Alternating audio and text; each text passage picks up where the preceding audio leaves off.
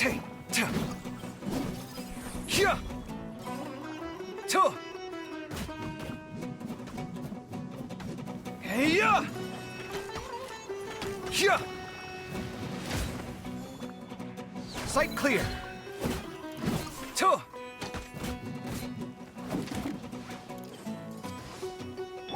Bow your head. Scanning. Ha. Ta. Ha. Settle down. Don't be scared. Come at me. Ta. Ha. Ta. Ta. Ah, hey, cut it out. Silence. Yeah, hit. Breaking new ground. Kya. Ha. Oh, so sorry. The tides beckon. Sight clear. Ta. Ta. Yeah. Hey, yeah. Come at me. Here. Ah.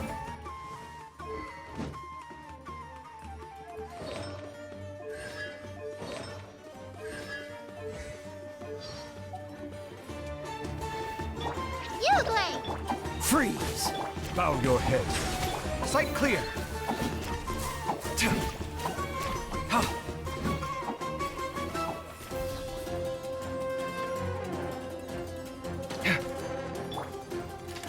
Stay put. Silence. Ta. Kya.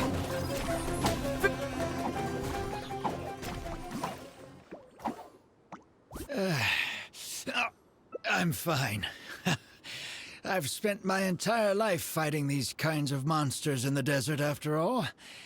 They won't get the best of me. But it's one thing to fight against monsters, and another to fight against an old injury. It's something I picked up when I was young. There were many fights between mercenary brigades back then, and one day someone stabbed me in the back. I don't think much of it back then, but with age, it's caught up to me. Few mercenaries get to enjoy their later years. Failing health tends to take the joy out of reputation and wealth. And many mercenaries never even made much of the ladder to begin with. Is there someone you know who can help to look after you? Unfortunately, no. My wife passed away at an early age, and I don't have any children. Sometimes I'd close my eyes and realize most of my life story has already been written.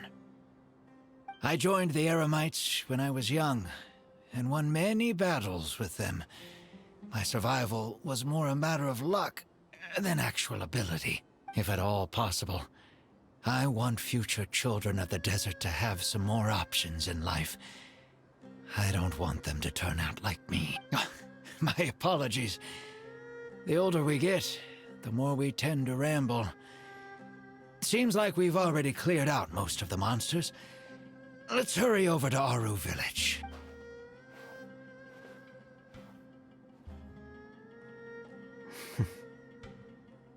I think it's really admirable of him to spend his whole life savings on people he's never met. Maybe he's doing this out of natural kindness, a kindness that hasn't been eroded away by the struggles of his life. Perhaps. To clarify, though, I don't think I'm quite the same. Some people call me an idealist.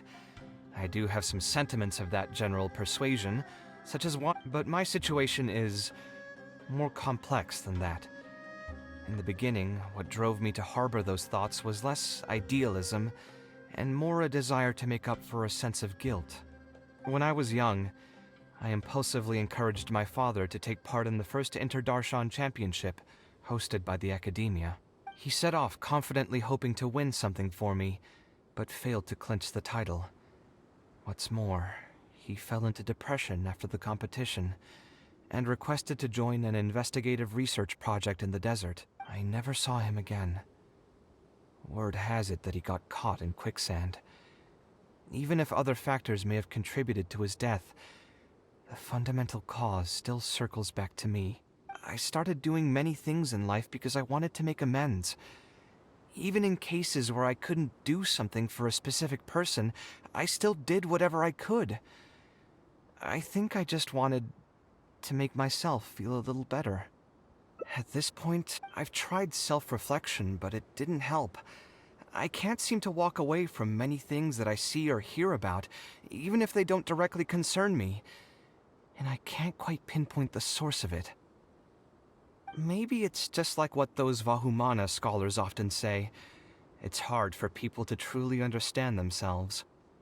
I could be doing things out of endless guilt, or I could be doing them out of a strong sense of empathy.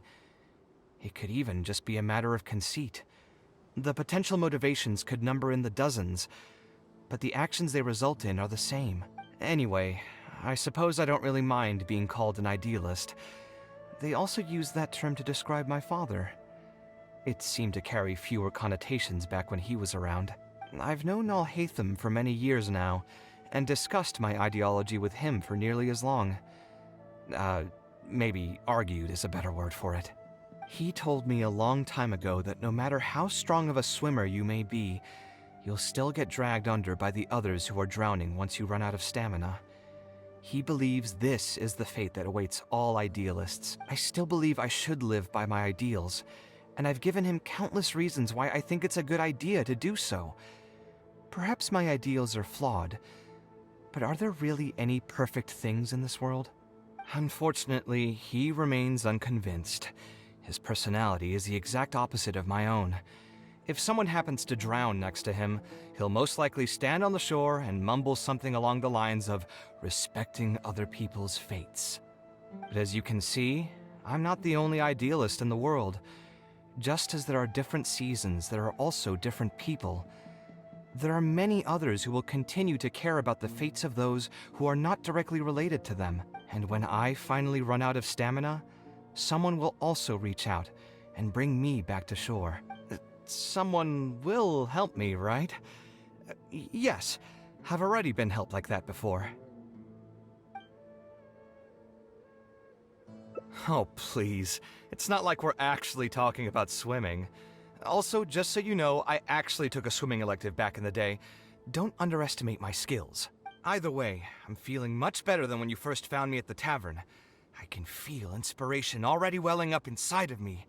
Maybe this will be just the opportunity I needed to create a whole new style. All right, let's head to Aru Village.